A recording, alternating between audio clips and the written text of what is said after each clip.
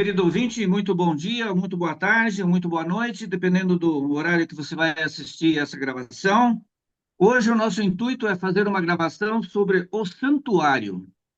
E eu queria inicialmente destacar a importância que o santuário tem para os cristãos, tanto para a sua salvação, quanto para conhecer o ministério de Cristo que ele fez e que ele está fazendo para a salvação de todos os seres humanos, de mim e de você. Então, eu gostaria que você ficasse até o fim da gravação, porque vai ter muitas nuances que, por certo, você não sabia e não sabe, e que nós estamos aqui justamente pela importância, mostrar a você, para que você também saiba e também reconheça o ministério de Cristo. E eu convidaria, então, que também fizesse parte desse estudo, a Belinha, lá de Portugal, para que ela possa, então, também me ajudar a esclarecer a esse ouvinte essa maravilhosa teologia que muito pouco é conhecida e que muito pouco é falada, até no meio do povo de Deus, porque essas coisas Satanás tende a encobrir. E então vamos ver se nós conseguimos, Belinha, a falar sobre esse tema muito especial e nesta manhã vamos fazer essa mensagem para o ouvinte. Bom dia, ou boa tarde, ou boa noite a todos. É um prazer estar aqui convosco e vamos partilhar convosco um pouquinho daquilo que nós conhecemos. Não é? Também não conhecemos muito, mas pelo menos o que nós sabemos gostamos de partilhar. E isto porquê? E eu começo já por referir um texto que está no Novo Testamento, no Evangelho de João, no capítulo 14. João 14, e o versículo 6 é Jesus que está a falar e ele diz assim: Respondeu-lhe Jesus: Eu sou o caminho, a verdade e a vida. Ora, por que é que Jesus terá dito eu sou o caminho? É porque há um caminho que conduz a uma determinada coisa. É o seguinte, o que Jesus Posso te ajudar, pretende... Belinha? Sim, sim, sim, eu vou depois para o Salmo Em 77. Eu vou ler para ti, só no 77:13, na Bíblia King James, então, diz assim: O teu caminho, ó Deus, está no santuário. Quem é um Deus tão grande como o nosso Deus? Exatamente, portanto, se Jesus está dizendo, obrigada, Denis, eu sou o caminho, e aqui no Salmo 77:13 diz que o teu caminho, ó Deus, está no santuário. Quem é que está no santuário? É É o próprio Deus, Jesus, eu, é o Jesus. próprio Jesus, não é verdade? Se ele disse eu sou o caminho, mas o caminho está no santuário, então quem está no santuário é Jesus. Porquê é que eu comecei por aqui? Precisamente porque o que Deus nos está a dizer é que se nós queremos conhecer efetivamente Jesus e queremos percorrer um caminho que nos leve de volta à presença de Deus, e eu quero crer que todos nós aqui queremos chegar realmente à presença de Deus, então não podemos deixar de conhecer o santuário, não é verdade? Porque é lá que está Jesus, é lá que está o caminho, porque Jesus nos vai levar de volta à presença de Deus. O que é que interrompeu esse percurso? Foi o pecado. E, portanto, o santuário é, como é que é dizer, portanto, a fórmula, o método de Deus. Isto é importante. O santuário é o método de Deus para resolver o problema do pecado. E quem é que tem poder para resolver o problema do pecado? Não sou eu, não é você, é Jesus. Deus criou um método para resolver um problema que nós criamos, ok? Agora, Belinha, antes de passar adiante, nós vamos falar para o ouvinte que quando Jesus falou, eu sou o caminho, a verdade e a vida, são três portas que tem no santuário. A primeira porta é a entrada do pátio. Aí é, então, o caminho. A segunda, para a entrada no lugar santo, a verdade. E a terceira, que está no lugar, para a entrada no lugar santíssimo, que nós vamos depois mostrar para o ouvinte, nós vamos ver que aqui no lugar, aqui é a porta de entrada do lugar santíssimo. Tens que Então, chegar um pouco mais para. para podermos ver. Ok. Aqui é a porta que entra no lugar santíssimo.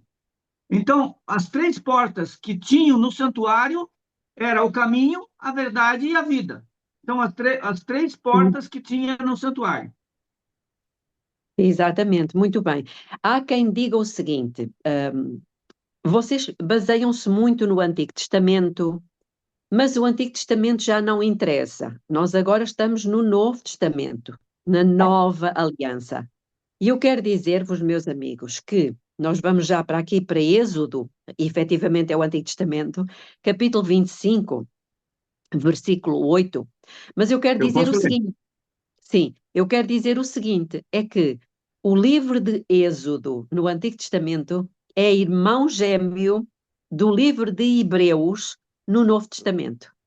E o livro de Hebreus que está no Novo Testamento não fala de outra coisa a não ser do santuário, do ministério de Cristo no santuário, dos móveis do santuário, de tudo o que se passava dentro do santuário. Então, isto mostra-nos que não é só o Novo Testamento. O Novo Testamento vai buscar as imagens ao Antigo Testamento e vai nos explicar o que é que isto quer dizer. Ok, Adenis, se quiseres, podes ler. Aqui, no capítulo, no 25 de Êxodo, no verso 8, e me farão um santuário para que eu possa habitar no meio deles. Agora, no verso 9, ele diz, segundo tudo que te mostrar como para modelo do tabernáculo, e para modelo de todos os seus móveis, assim mesmo fareis. E no verso 40, ele completa dizendo, vê, pois, que tudo faça segundo o modelo que te foi mostrado no monte. Exatamente. Portanto, o que é que Deus fez? Deus, lá no tempo de Moisés, quando Deus tirou o povo de Israel do Egito, da escravidão do Egito, e os tornou livres, um povo livre, a partir desse momento em que os libertou, eles agora tinham um caminho a percorrer. Por isso é que Jesus disse: Eu sou o caminho. Ou seja, depois que eu vos salvei, depois que eu vos libertei, mesmo assim vocês ainda têm um caminho a percorrer. E esse caminho está no santuário. Ou seja, Deus deu o modelo a Moisés e a todos nós, deu o modelo do santuário para nós percebermos o que é que temos que fazer ou como é que podemos seguir nesse caminho para que em nós, em cada um de nós, possa ser resolvido o problema do pecado. Porque ninguém Ora, pense que por si.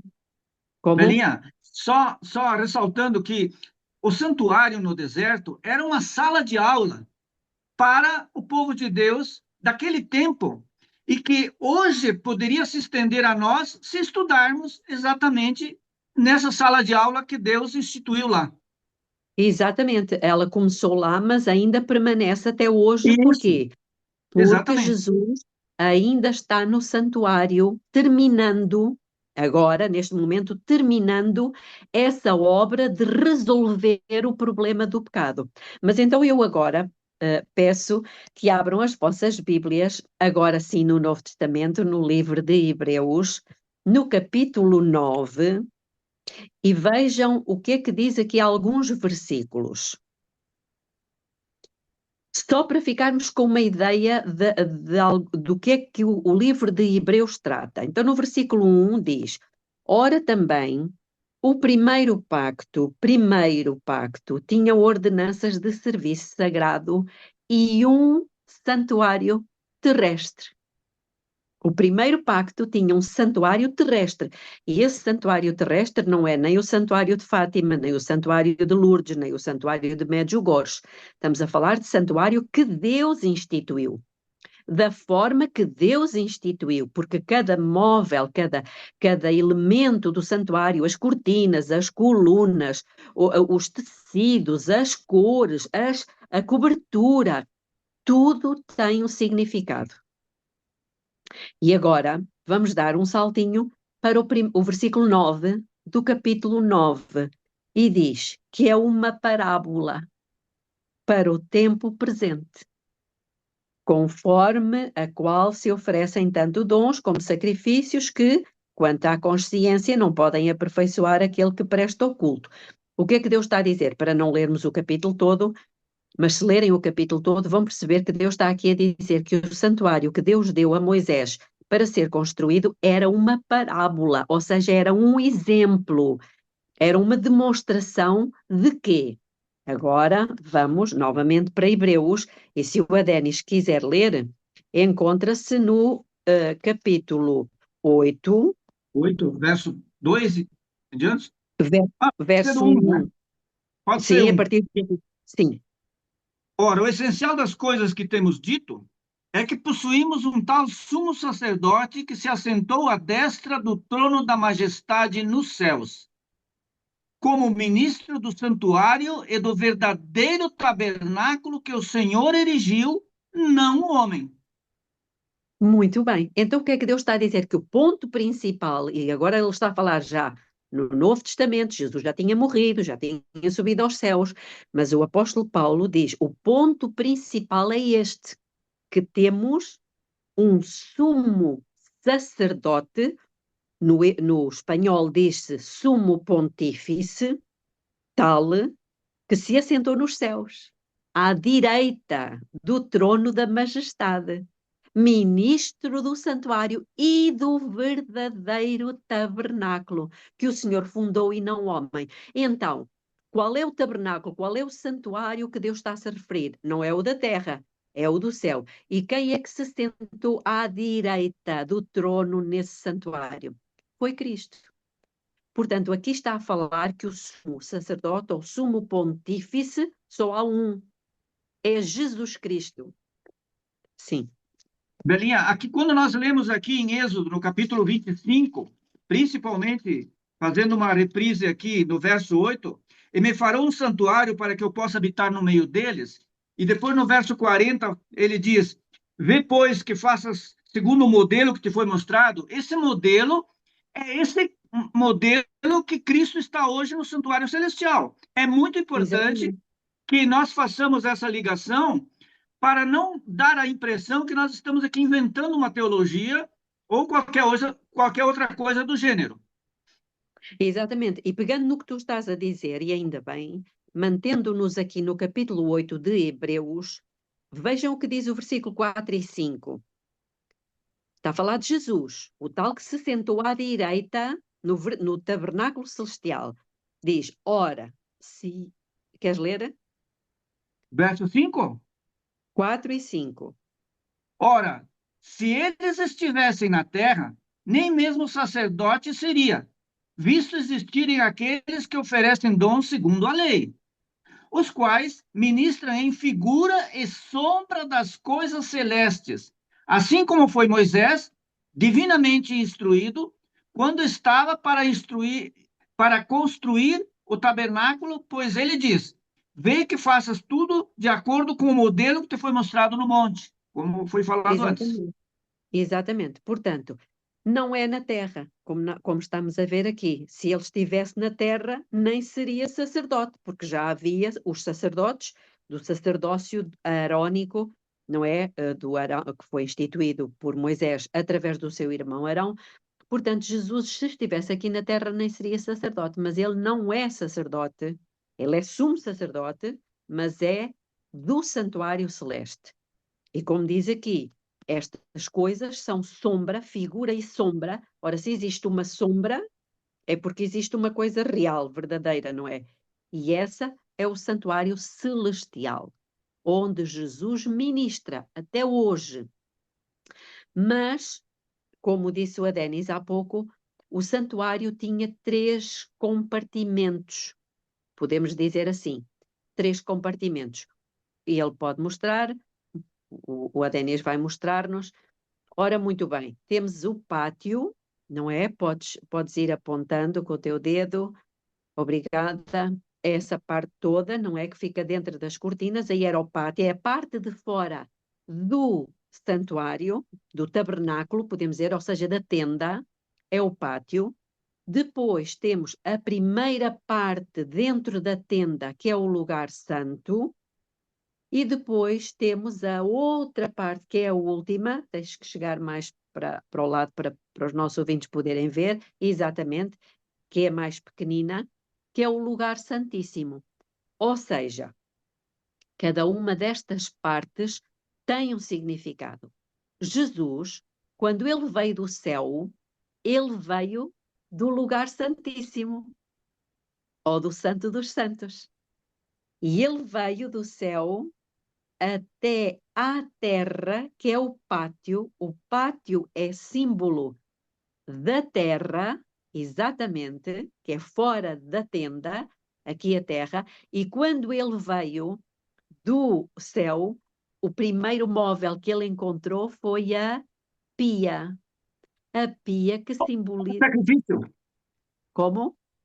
O altar de sacrifício. Não, quando ele veio, que é onde ele veio Sim, da quando ele tenda veio, do sim. céu, o Isso. primeiro móvel que ele encontra, que ele encontrou quando chegou aqui à Terra, foi a pia que simboliza o batismo, exatamente, a purificação. E foi o que ele fez. Ele se batizou.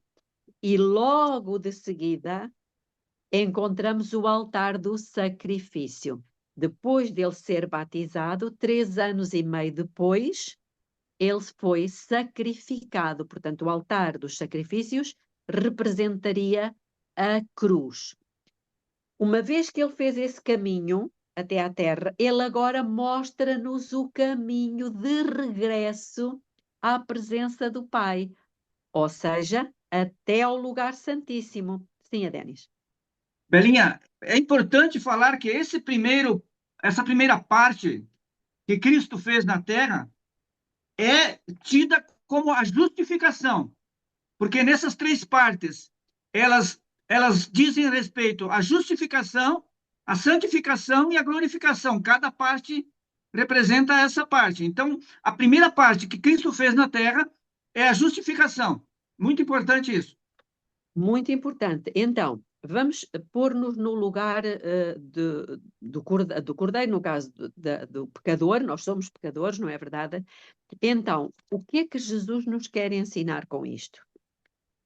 A primeira coisa que o pecador precisava de fazer, se queria ser perdoado, era pegar um cordeirinho inocente, que era um substituto, porque a Bíblia diz-nos que o salário do pecado é a morte. Encontramos isso em Romanos, capítulo 6, versículo 23. Se quiserem abrir nas vossas Bíblias, Romanos 6, 23 diz: porque o salário do pecado é a morte.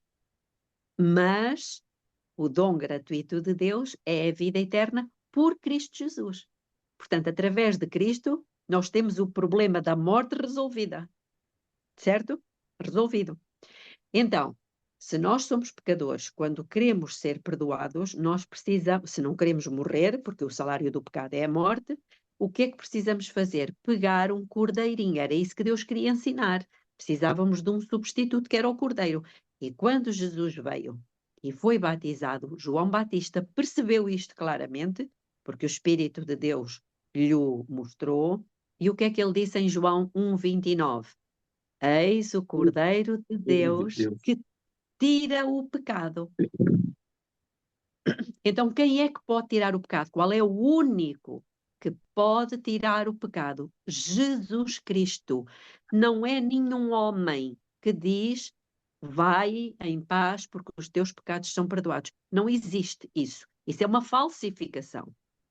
O que Deus nos diz, e nós temos que acreditar no que Deus nos diz porque Ele é a verdade, João 1:29, eis o Cordeiro de Deus que tira o pecado do mundo. Portanto, o pecado, o nosso pecado, o seu pecado, só pode ser tirado por Jesus Cristo, que era o tal Cordeiro. Então, o que é que o pecador fazia? Pegava no cordeirinho e tinha que entrar no pátio do santuário. Mas para entrar no pátio, ele precisava de passar pela porta, a primeira porta, que É o era uma caminho. cortina. Esse seria o caminho, portanto, tinha que passar por a porta, mas aquela porta era uma cortina. Não era uma porta de ferro, não era uma porta pesadíssima, era uma cortina, porque o que é que queria Deus ensinar-nos com isto? qualquer pessoa pode passar por essa porta. Um idoso que não tem força, uma criança, pode passar por essa porta. E o que é que significava a porta? Vamos a João, novamente, capítulo 10. E o Verso 9. próprio, exatamente, é a própria, meus amigos, é a própria Bíblia que nos dá respostas. O que é que diz no verso 9? Jesus está a falar e ele diz: Eu sou a porta. Então, tudo no santuário nos aponta para Jesus. Eu sou a porta. Se alguém entrar por mim, será salvo. Entrará e sairá e achará pastagens. Portanto, quando o pecador vinha com o cordeirinho para ser morto em lugar dele próprio, ele passava pela porta, ou seja, ele tinha que passar por Jesus. E qual era o primeiro móvel que ele encontrava no pátio? Era o altar dos sacrifícios. Ou seja, exatamente, portanto, passava pela porta, não é verdade? Muito bem, e encontrava o altar dos sacrifícios. Para quê? Era ele que devia ser sacrificado. É o pecador que devia ser morto. Mas ele tinha um substituto, que era o Cordeiro, que representa Cristo. E então ele, o que é que o pecador fazia? Isto é importantíssimo. Nós hoje não vamos falar tudo. O pecador pegava no seu cordeirinho, amarrava-lhe as patinhas e colocava as suas mãos em cima da cabeça do cordeiro, Cristo, e confessava os seus pecados, não era o sacerdote. Audivelmente. Exatamente, não confessava os seus pecados ao sacerdote, confessava os seus pecados sobre a cabeça do cordeiro, ou seja, a Cristo. Os nossos pecados, meus amigos, têm que ser confessados àquele que nos pode perdoar. E quem é que nos pode perdoar? É Cristo. Então ele, simbolicamente, por isso é que era uma parábola, simbolicamente os pecados da pessoa eram transferidos para Cristo. Sim, diz, Denis. 1 João capítulo 1, verso 9 diz assim: se confessarmos os nossos pecados, ele é fiel e justo para nos perdoar os pecados e nos purificar de toda a injustiça. Olha só. Muito bem. Portanto, é Cristo. Está a falar de Cristo. Se Exatamente. confessarmos a Cristo os nossos pecados, Ele, Cristo é fiel e justo para nos perdoar. Portanto, o pecador transferia o seu pecado para Cristo e o pecador ficava salvo, ficava justificado, ficava perdoado. São todos sinónimos. Justificado, perdoado, salvo. Quem é que ficava pecador? Era o Cordeiro. E nós temos um texto na Bíblia que diz que Deus o fez pecado por nós. Onde é que isso se encontra? Em 2 de Coríntios, capítulo 5. Estão a ver? Por isso é que a Bíblia nós estudamos assim, é um pouco aqui, um pouco ali, como se fosse um puzzle. Então vamos juntando as peças. 2 de Coríntios, capítulo 5, versículo 21, diz assim: aquele que não conheceu pecado, quem é que não conheceu pecado? Foi Jesus. Aquele que não conheceu pecado, Deus o fez pecado por nós, para que nós fôssemos feitos justiça de Deus. Sim. Quando nós aceitamos a Cristo, aí entra o versículo 17, que diz o seguinte: é assim, se alguém está em Cristo, é nova criatura. As coisas antigas já passaram, eis que tudo se fizeram novas. Exatamente. E agora, reparem que nós estamos agora no Novo Testamento, mas vamos dar um saltinho para o Antigo Testamento, para o livro de Isaías.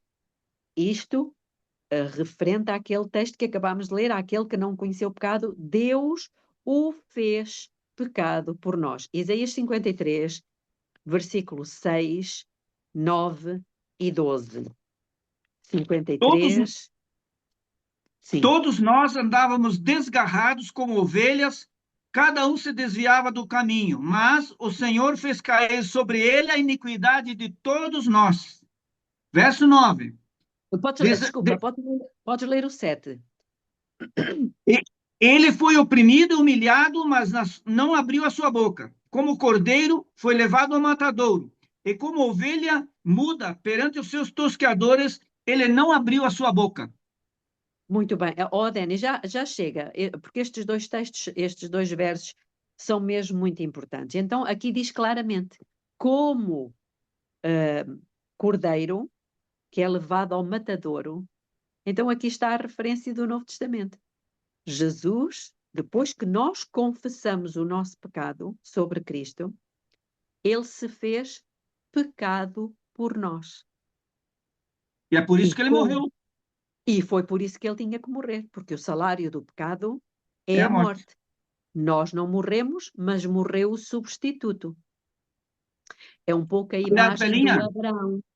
nós podemos morrer se não confessarmos os pecados. Cuidado com isso.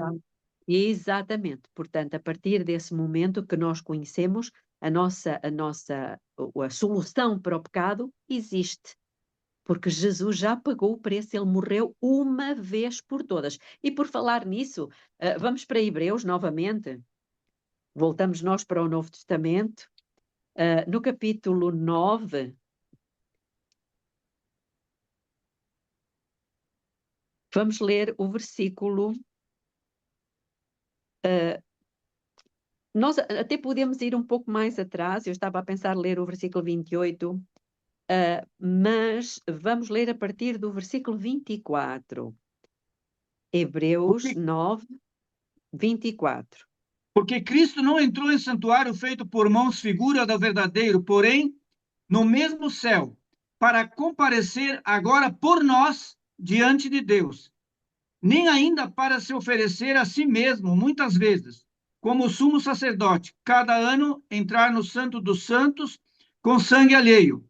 Ora, nesse caso, seria necessário que ele tivesse sofrido muitas vezes, desde a fundação do mundo. Agora, porém, ao se cumprirem os tempos, se manifestou uma única vez todas para que aniquilar, pelo sacrifício de si mesmo, o pecado. E agora o versículo 27 e 28. E como Isso. É assim como os homens está ordenado morrerem uma só vez, vindo depois disso o juízo, assim também Cristo, tendo se oferecido uma vez para sempre, para tirar os pecados de muitos, aparecerá a segunda vez sem pecado aos que aguardam para a salvação. Ora, lá está. Versículo 28, reparem o que é que diz. Assim também Cristo, oferecendo-se uma só vez. Para quê? Aqui diz, para levar os pecados de muitos, não é de todos. Porquê? Porque nem todos acreditam E nem vão querer. e nem vão querer o substituto. Vão proceder como Caim, que fez um culto de adoração a Cristo sem Cristo, porque não ofereceu um cordeiro, não é?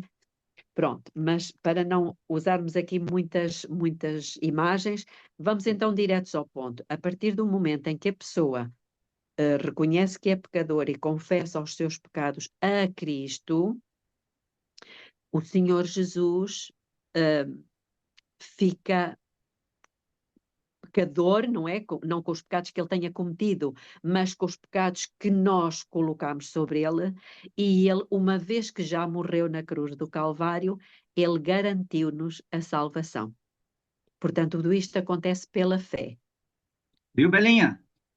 Em Isaías, quando nós lemos no capítulo 53, quando ele diz que ele era desprezado, mais rejeitado entre os homens, de dores, e aí ele fala que certamente ele tomou sobre si as nossas enfermidades e as nossas dores, levou sobre si, e nós o reputávamos por aflito, ferido de Deus e oprimido. Mas ele foi Muito bem. transpassado pelas nossas transgressões e moído pelas nossas iniquidades. O castigo que nos traz a paz estava sobre ele, e pelas suas pisaduras fomos sarados. Aleluia. Isaías 53, 4 e 5. Isto é uma alegria para nós. É claro que provocou um sofrimento atroz a Jesus, mas foi o método que Deus, o Pai, juntamente com Cristo, fizeram para resolver o nosso problema, porque senão toda a humanidade tinha que morrer e não havia hipótese de salvação. Capítulo 1. Quando Jesus veio ao mundo, olhem o que diz aqui. Capítulo 1, versículo 21. Diz o seguinte, o anjo falando com Maria: ela dará à luz um filho, a quem chamarás Jesus. Porquê? Porque ele salvará o seu povo dos seus pecados. Então, todo aquele que crê aceita Jesus Cristo como o seu substituto. Acontecia logo de seguida no pátio. Estamos a falar da terra, o que aconteceu na terra. Não foi na terra que Jesus foi crucificado, que era o pátio.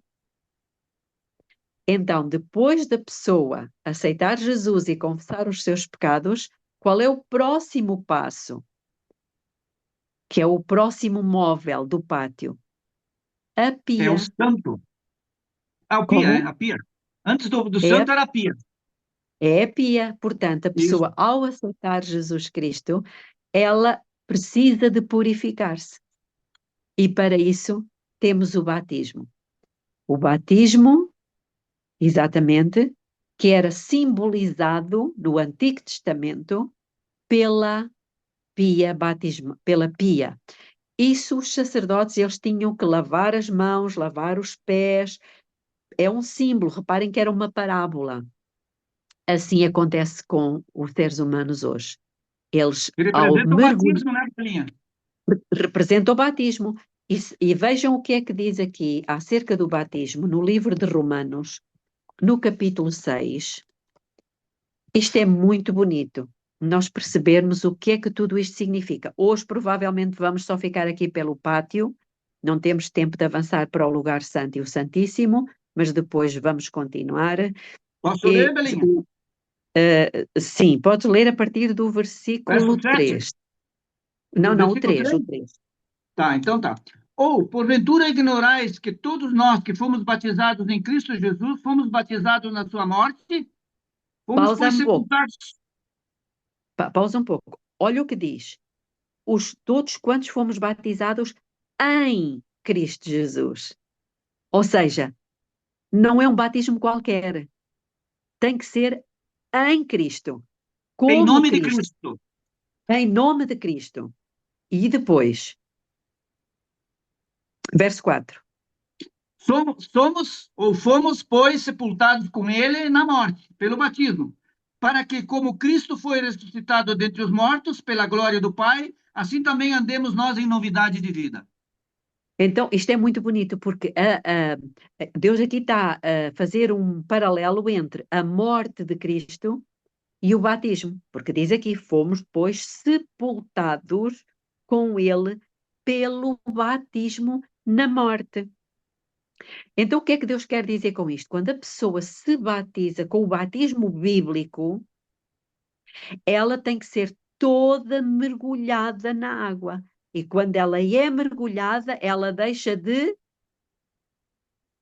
De viver. respirar. Deixa de respirar. É um símbolo da morte. Quando a pessoa morre, também deixa de respirar.